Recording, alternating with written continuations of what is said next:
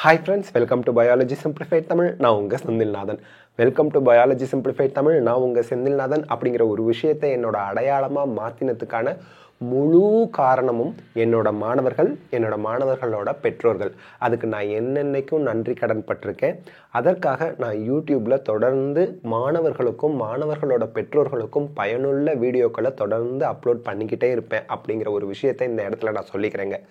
இன்னைக்கு நம்ம new year 2024. எனக்கு வயசு 39 ஆகுதுங்க. இந்த 39 வருஷத்தில் நான் தெரிஞ்சுக்கிட்ட ஒரு விஷயம் என்ன அப்படின்னா, நமக்கு வெற்றியோ சாதனையோ நமக்கான அடையாளமோ கிடைக்கிறது எப்போ வேணால் நமக்கு கிடைக்கும். எனக்கு 36 வயசுக்கு அப்புறம்தான் எனக்கு சிறந்த அடையாளம், எனக்கு மன நிறைவான வாழ்க்கை, ப்ரொஃபஷ்னலாகவும் சரி பர்சனலாகவும் சரி, இது எல்லாமே அமைஞ்சது என்னோட 36 வயசுக்கு அப்புறம்தான். நிறைய பேர் சொல்லுவாங்க 27 வயசுக்குள்ளே செட்டில் ஆயிடணும், 29 வயசுக்குள்ளே குழந்தை பெற்றுக்கணும், 30 வயசுக்குள்ளே நல்ல ஜாபில் இருக்கணும் அப்படிங்கிறதெல்லாம். அதெல்லாம் எதுவுமே கிடையாது. நீங்கள் எதையும் போட்டு மனசுக்குள்ளே குழப்பிக்காதீங்க. சீக்கிரம் செட்டில் ஆனால் சந்தோஷம்தான். ஆனால் ஒருவேளை டிலே ஆகுதுன்னா நம்ம அதுக்கு தகுந்த மாதிரி பக்குவப்பட்டுக்கிட்டு இருக்கோம் அப்படிங்கிறத நம்ம புரிஞ்சுக்கணும். அது மட்டும் இல்லை, வாழ்க்கையில் 2 விஷயம் நம்ம உயரத்துக்கு கொண்டு போவோம். அந்த 2 விஷயம் என்ன அப்படின்னா, பொறுமை, விடாமுயற்சி. எக்காரணத்தை கொண்டும் நம்ம பொறுமையை இழந்துடக்கூடாது. அதே போல் விடாமுயற்சியை நிறுத்திடக்கூடாது. இந்த 2 விஷயம் இருக்கும்போதும் உங்களுக்கு வெற்றி சாதனை இந்த 2ம் உங்களை தேடி உங்கள் ஃப்ரெண்ட்ஷிப்பாக உங்கள் கூடவே வந்து ஒட்டிக்கும் அப்படிங்கிறத மட்டும் என்றைக்கும் மறக்காதீங்க. அதே போல் நம்ம எப்போவுமே விட்டு கொடுத்து போகணும். எப்போ நம்ம விட்டு கொடுத்து போக ஆரம்பிக்கிறோமோ அப்போ நம்ம வெற்றி படிக்கட்டுகளில் ஒவ்வொரு படிக்கட்டாக மேலே போய்கிட்டே இருக்கோன்னு அர்த்தம். யாருக்கிடையாவது போய் எதுக்காவது பிரச்சனை பண்ணிக்கிட்டே இருந்தால் வெற்றி படிக்கட்டில் நம்ம ஏறுற கவனம் குறைஞ்சி போயிடும். அதுக்கு பதிலாக நம்ம இப்போ என்ன சுச்சுவேஷன் இருக்கோ அதே தான் தொடர்ந்து இருக்கும். நிறைய பிரச்சனைகள் நம்மளை சூழ்ந்து இருக்கிற மாதிரியான ஒரு ஃபீலிங் வரும். அதனால் தயவு செய்து உங்கள் பேரண்ட்ஸ் கூடவா இருக்கட்டும், உங்கள் கூட பிறந்தவங்க கூடயா இருக்கட்டும், உங்கள் ஃப்ரெண்ட்ஸ் கூடவா இருக்கட்டும், உங்கள் கூட ஒர்க் பண்ணுறவங்க கூடவா இருக்கட்டும், யாரு கூடயும் பிரச்சனைகள் பண்ண வேண்டாம். அப்படி பிரச்சனைகள் வந்தாலும் முடிஞ்ச அளவுக்கு விட்டு கொடுத்து போயிடுங்க.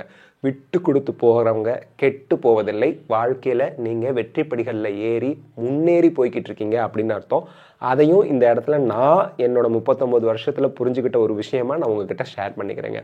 அதுக்கப்புறம் என்னோட பிறந்தநாள் new year, English new year தான் என்னோட பிறந்தநாள் ஜனவரி 1.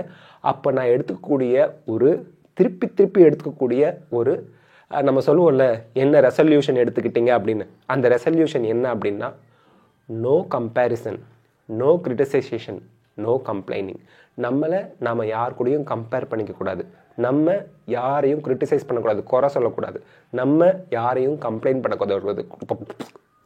பண்ணக்கூடாது. ஏன்னா யாரையும் நம்ம குற்றம் சொல்லக்கூடாதுன்னு சொல்ல வரேன். ஓகே, இந்த 3 விஷயத்தை பண்ணலை அப்படின்னா வாழ்க்கையில் நீங்கள் முன்னேற்ற பாதையில் போக ஆரம்பிச்சிட்டிங்க அப்படின்னு அர்த்தம். ஏன்னா நம்ம அடுத்தவங்க வாழ்க்கையை வாழ்கிறோன்னு அர்த்தம். இன்னொருத்தவங்களை பற்றி யோசிச்சுக்கிட்டு, இன்னொருத்தவங்களை பற்றி குறை சொல்லிக்கிட்டு, இன்னொருத்தவங்களை குற்றம் சொல்லிக்கிட்டு, அடுத்தவங்க இப்படி இருக்காங்க நம்ம இப்படி இருக்கமேன்னு கம்பேர் பண்ணி பார்த்தா நீங்கள் உங்கள் வாழ்க்கையை வாழலை, அடுத்தவங்களோட வாழ்க்கையை வாழ்கிறதுக்கும் முயற்சி செய்கிறீங்க. அது எப்போவுமே நமக்கு மனநிறைவை தராது.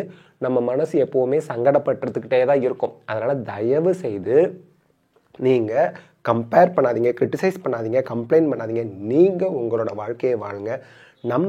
நம்ம கூட பக்கத்தில் இமீடியட்டாக சரௌண்டிங்கில் யார் இருக்காங்க அவங்கள ஹாப்பியாக வச்சுக்கும் போது எந்த பிரச்சனையும் நம்ம லைஃப்பில் இருக்காது. எவ்வளோ பெரிய பிரச்சனை இருந்தாலும் அது காணா போன மாதிரி ஒரு ஃபீலிங் நமக்கு வரும். ஸோ பேசுனா பேசிக்கிட்டே இருக்கலாம். பட் த திங் இஸ், இந்த இடத்துல இந்த வீடியோவோட முழு நோக்கம் என்ன அப்படின்னா, என்னோட மாணவர்களுக்கும் என்னோட பெற்றோர்களுக்கும் மனமார்ந்த நன்றிகளை தெரிவிச்சுக்கிறேன். காரணம் என்னென்னா, மாணவர்கள் பெற்றோர்களோட சப்போர்ட் இல்லாமல் பயாலஜி சிம்பிளிஃபைட் தமிழ் சேனல் இவ்வளோ பெரிய சக்ஸஸ் அடைஞ்சிருக்க முடியாது. எனக்கு இப்படி ஒரு அடையாளம் கிடச்சிருக்காது.